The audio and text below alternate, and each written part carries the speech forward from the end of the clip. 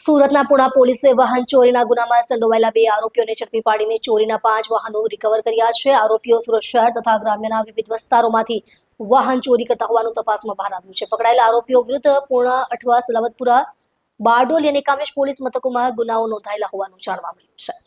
Police અધિકારીઓના જણાવ્યા અનુસાર આરોપીઓ સુરતના અલગ અલગ વિસ્તારોમાં મોટરસાયકલ અને મોપેડ ચોરી કરવાના ગુના સાથે સંકળાયેલા હતા। પોલીસે જાણ મેળવી હતી કે ચોરી થયેલા વાહનોની વેચાણની શૃંખલા સાથે પણ આરોપીઓનો સંબંધ હોઈ શકે છે। ધરપકડ કરેલા આરોપીઓની ઓળખ સલામુદ્દીન ઉર્ફે સલમાન, સિરાજુદ્દીન, સલીમભાઈ શેખ અને ઝુબેર યાસીનભાઈ અહમદ શેખ તરીકે થઈ છે।